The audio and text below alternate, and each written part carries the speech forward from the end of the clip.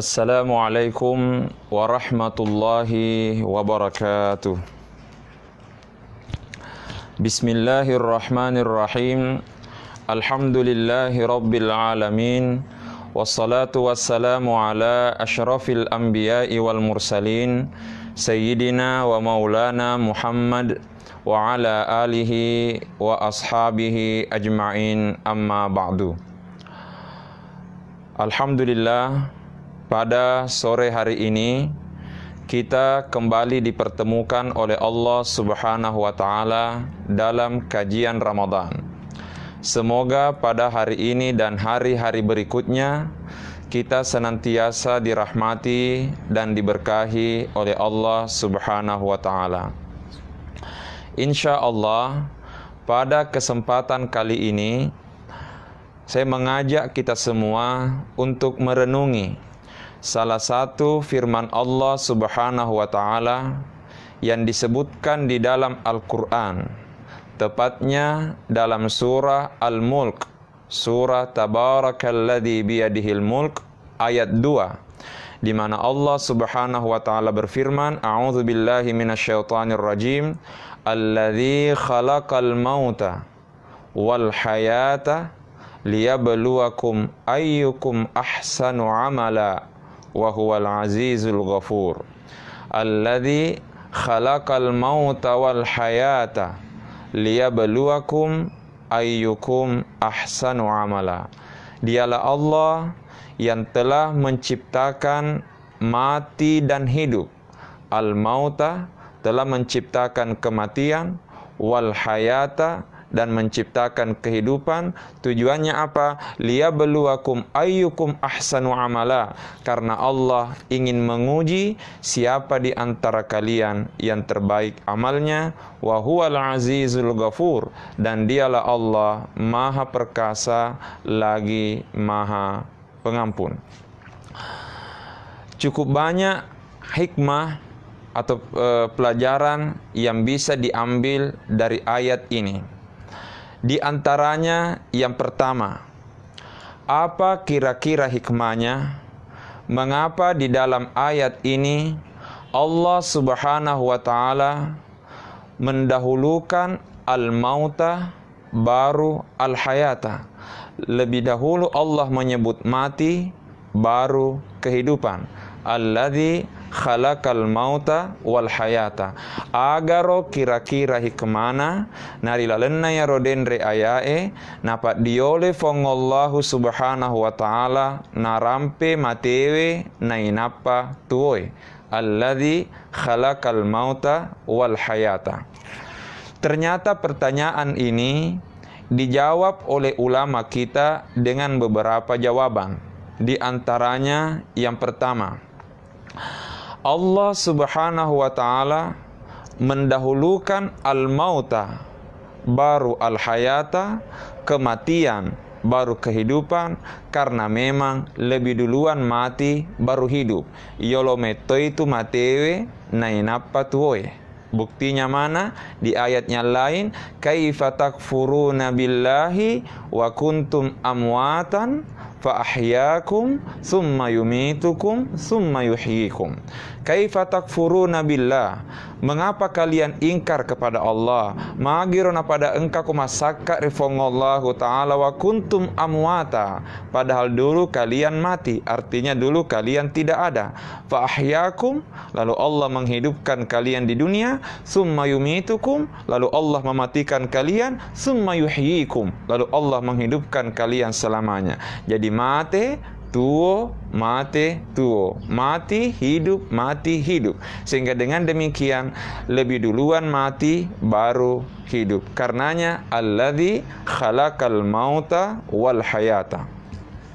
Jawaban kedua yang disampaikan oleh ulama kita, mengapa di dalam ayat ini lebih duluan disebut mati baru hidup?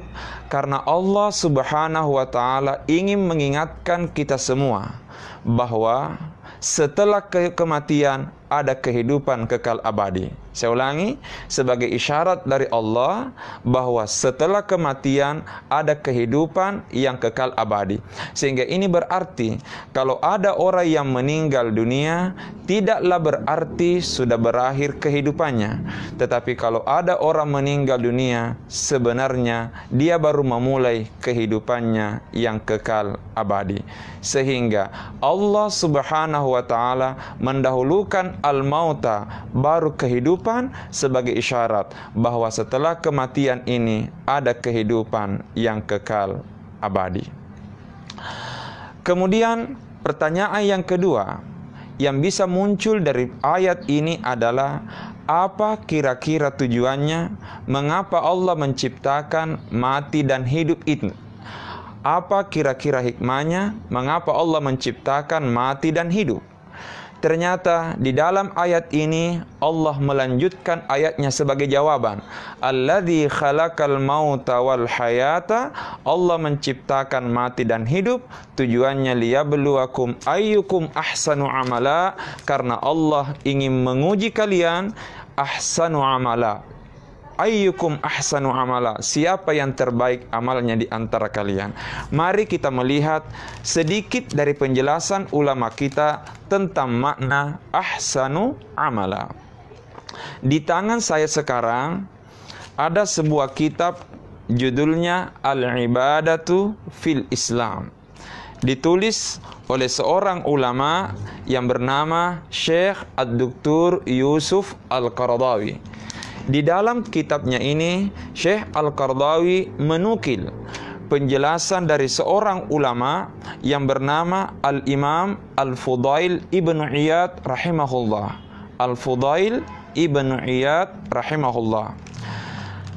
Di mana kata Al-Fudail Ibn Iyad, wa qala Al-Fudail Ibn Iyad fi qawlihi ta'ala. Imam Al-Fudail Ibn Iyad menjelaskan firman Allah Subhanahu wa ta'ala, liyabluwakum ayyukum ahsanu amala. Allah ingin menguji siapa di antara kalian yang terbaik amalnya. Beliau menjelaskan bahwa yang dimaksud dengan kalimat ahsanu amala, yang terbaik amalnya adalah akhlasuhu wa aswabuhu, amal yang paling murni dan amal yang paling benar. Amal yang paling murni dan amal yang paling benar. Qalu, murid-muridnya bertanya, ya Aba Ali, wahai Abu Ali, artinya wahai Imam Al-Fudail Ibn Iyad, ma akhlasuhu wa ma aswabuhu, apa yang dimaksud amal yang paling murni dan apa yang dimaksud amal yang paling benar? Tegero riaseng amala kamina murni, amala kamina ikhlas, nenia amala kamina tuju, akhlasuhu wa aswabuhu. Qala, Imam Al-Fudail Ibn Iyad menjawab, innal amala idza kana khalisan wa lam yakun sawaban lam yuqbal. Sesungguhnya bila ada amal khalisan, murni atau ikhlas, tapi walam yakun sawaban, tapi ternyata amal itu tidak benar, lam yuqbal, maka amal itu tidak akan diterima. Sebaliknya, wa idza kana sawaban, tapi kalau ada amal benar, walam yakun khalisan, tapi ternyata tidak murni, tidak ikhlas, lam yuqbal, maka amal itu tidak akan diterima. Jadi saya ulangi, nareko engka amala ikhlas tapi dena tuju carana, lam yuqbal, dena terima. Engka to amala tuju carana tapi dena ikhlas, de to nari terima. Kalau amal itu ikhlas tapi tidak benar, tidak diterima. Kalau amal itu benar tapi tidak ikhlas, juga tidak diterima. Wala yuqbalu hatta yakuna khalisan sawaba, dan amal itu tidak akan diterima hingga dia ikhlas dan benar. Pertanyaan, yang mana yang disebut khalis, yang mana yang disebut sawab, yang mana itu ikhlas, yang mana itu benar? Kata beliau, wal khalisu ayyakuna lillahi.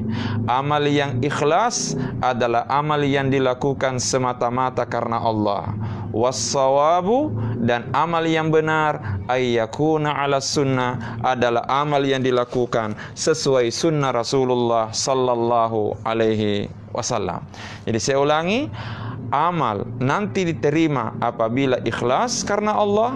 Dan yang kedua, benar dilakukan ayyakuna ala sunnah, bila dilakukan sesuai petunjuk Rasulullah sallallahu alaihi wasallam. Dari sinilah ulama kita memberi penjelasan bahwa syarat diterimanya sebuah amal ada dua.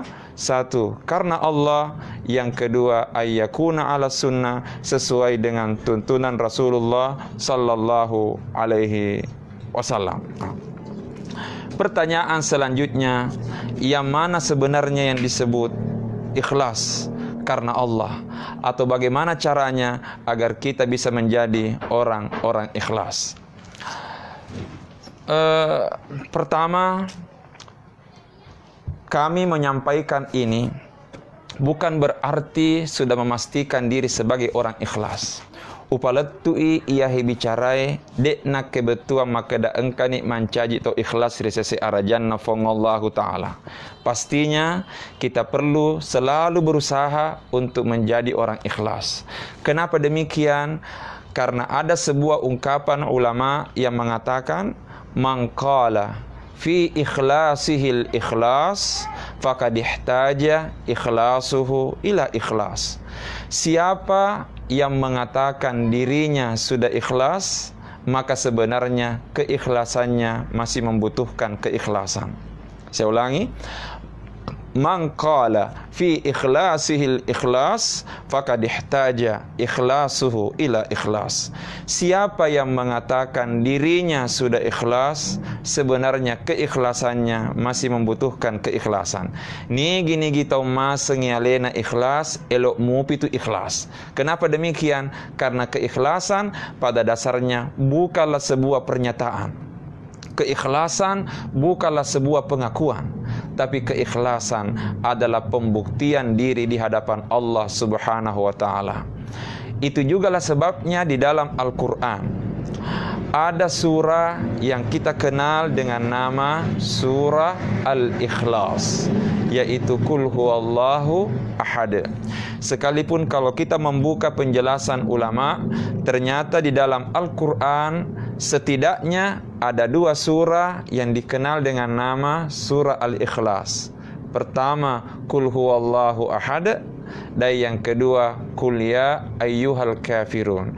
Sekalipun yang populer di kalangan masyarakat kita, surah Al-Ikhlas adalah Qul huwallahu ahad. Mari kita lihat Qul huwallahu ahad.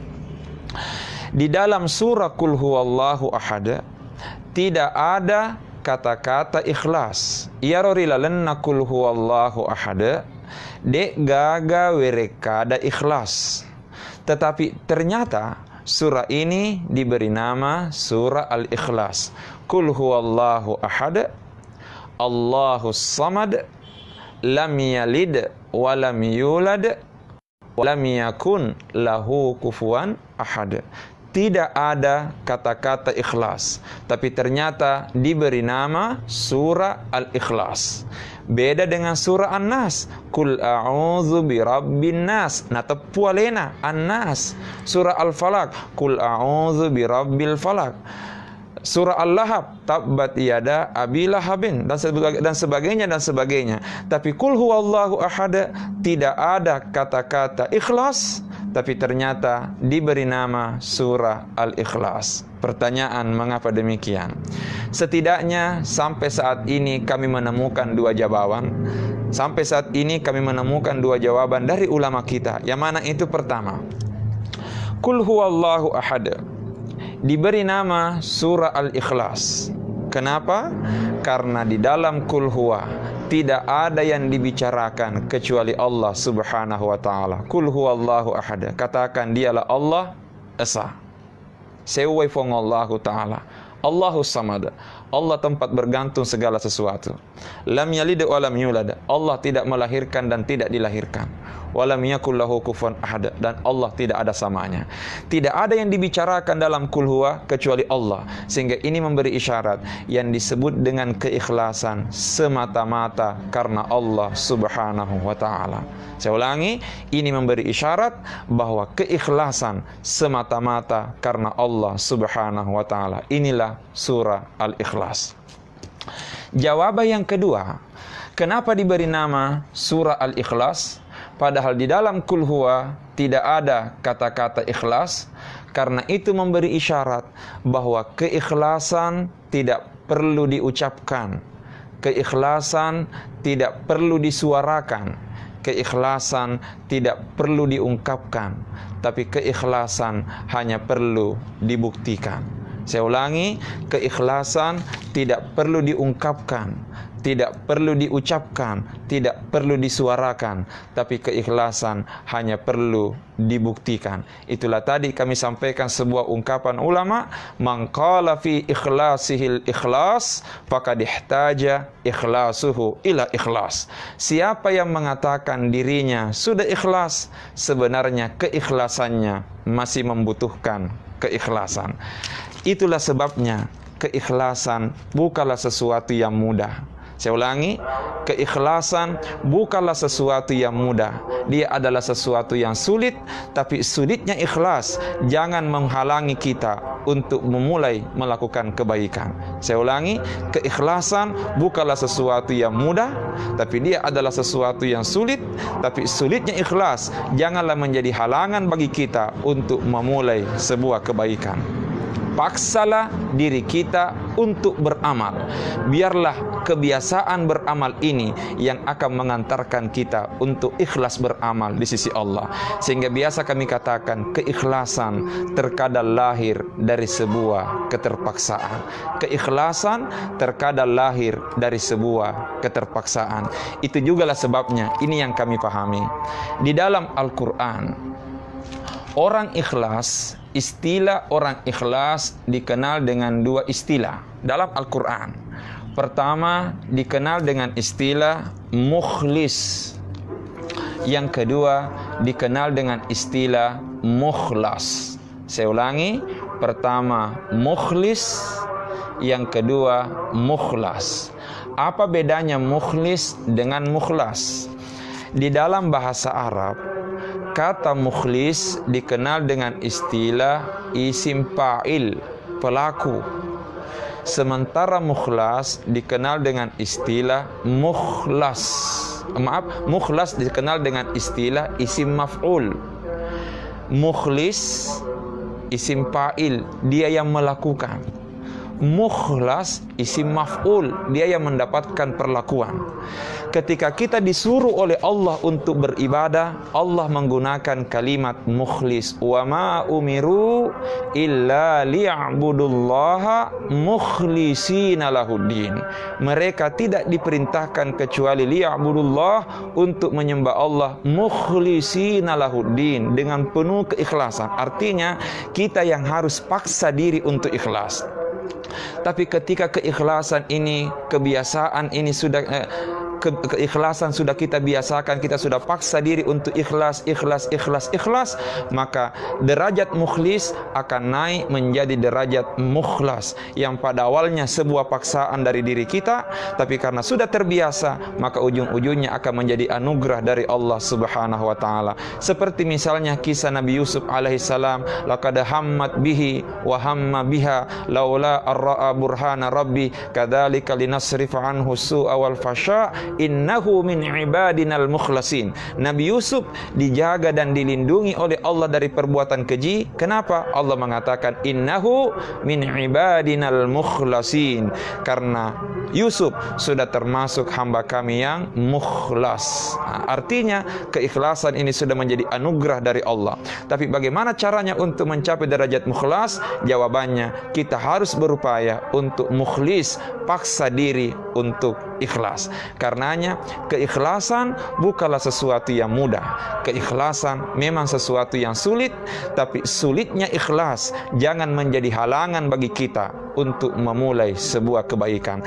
Paksalah diri untuk memulai melakukan kebaikan. Mudah-mudahan suatu saat Allah menganugerahkan keikhlasan kepada diri kita.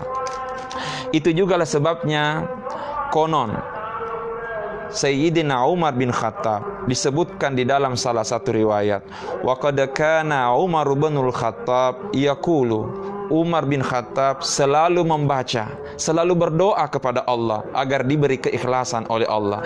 Ya he pak doangenna pangulut ta Umar bin Khattab barak kuaga ipancaji wito ikhlas rifong Allah subhanahu wa ta'ala. Mengapa beliau berdoa seperti ini? Itu isyarat karena keikhlasan adalah sesuatu yang sulit. Kita harus paksa diri untuk ikhlas sambil memohon bantuan dan pertolongan Allah agar kita dijadikan orang-orang ikhlas. Pertanyaan, apa doanya Sayyidina Umar? Wa qad kana Umar bin Khattab yaqulu, sungguh Umar bin Khattab selalu berdoa dengan mengatakan, Allahumma ja'al amali kullahu salihan. Kata Sayyidina Umar dalam doanya, Allahumma ja'al amali kullahu salihan. Ya Allah, jadikanlah semua amalku amal saleh. Waj'alhu liwajhika khalisan. Waj'alhu liwajhika khalisan, dan jadikanlah amalku itu ikhlas semata-mata karenamu.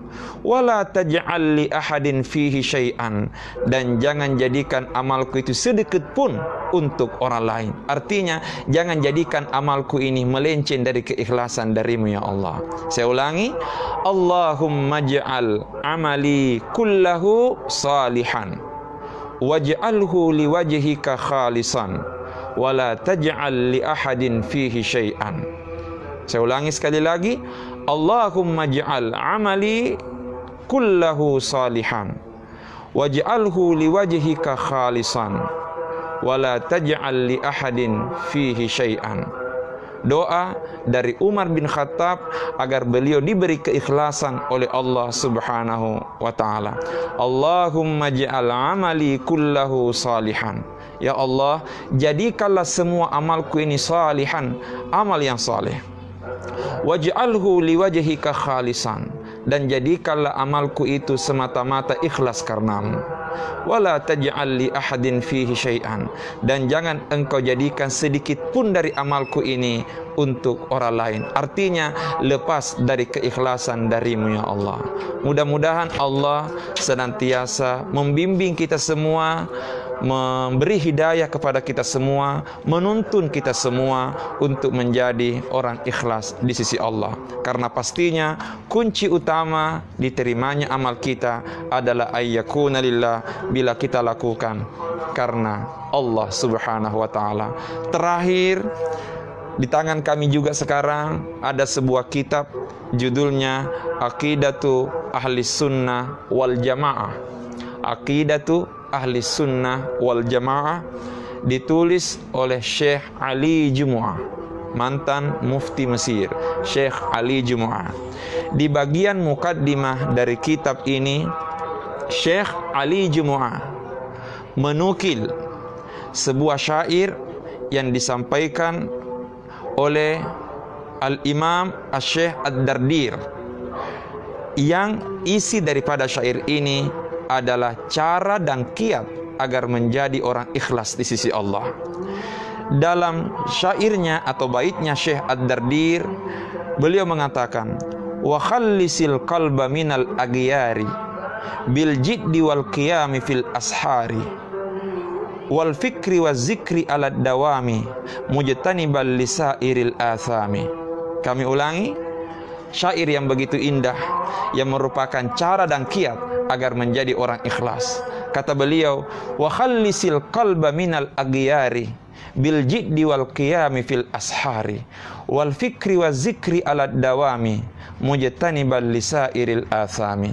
Wa khallisil qalba, ikhlaskanlah hatimu, murnikanlah hati kita minal aghyari, dari sekian banyak debu dan kotoran, bil jiddi wal qiyami fil ashari, dengan penuh kesungguhan, wal qiyami fil ashari, dengan penuh kesungguhan dan upaya untuk bangun beribadah fil ashari, di waktu dini hari.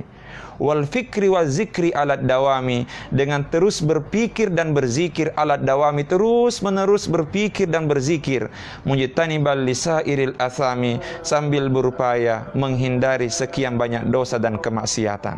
Jadi saya ulangi, konsep atau teori atau tips yang diajarkan oleh Imam Ad-Dardir untuk menjadi orang ikhlas, wa khallisil qalba anil minal aghyari bil jiddi wal qiyami bil ashafil ashari. Ikhlaskan hati, murnikan hati dari sekian banyak debu dan kotoran dengan cara kesungguhan untuk bangun tengah malam beribadah kepada Allah. Wal fikri wa zikri alat dawami, dengan terus fikir dan zikir. Mujtanibal lisairil athami, sambil berupaya untuk menjauhi sekian banyak dosa dan kemaksiatan. Semoga Allah selalu membimbing kita, merahmati dan memberkahi kita agar menjadi orang-orang ikhlas di sisi Allah. Ada dua kunci diterimanya amal kita: ikhlas karena Allah, yang kedua sawaban ayyakuna ala sunnah, harus sesuai petunjuk Rasulullah sallallahu alaihi wasallam. Insyaallah yang kedua ini akan kita sampaikan pada pertemuan kita berikutnya. A'udzubillahi minasyaitonir rajim. Bismillahirrahmanirrahim. Alhamdulillahirabbil alamin. Allahumma shalli ala sayyidina Muhammad wa ala alihi wa sahbihi wasallim. Allahumma taqabbal minna salatana wa siyamana wa qiyamana wa ruku'ana wa sujudana wa qu'udana wa tadarru'ana wa takhasyu'ana wa ta'abudana wa tammim taksirana ya Allah ya rabbal alamin. Allahumma rzuqna as-sidqa wal ikhlasa fil qawli wal amal. Allahumma rzuqna as-sidqa wal ikhlasa fil qawli wal amal. Allahumma rzuqna as-sidqa wal ikhlas fil qawli wal amal. Sallallahu ala sayyidina Muhammad wa ala alihi washabihi wasallam. Walhamdulillahi rabbil alamin. Wallahul musta'an wa alaihi tuklan. Assalamualaikum warahmatullahi wabarakatuh.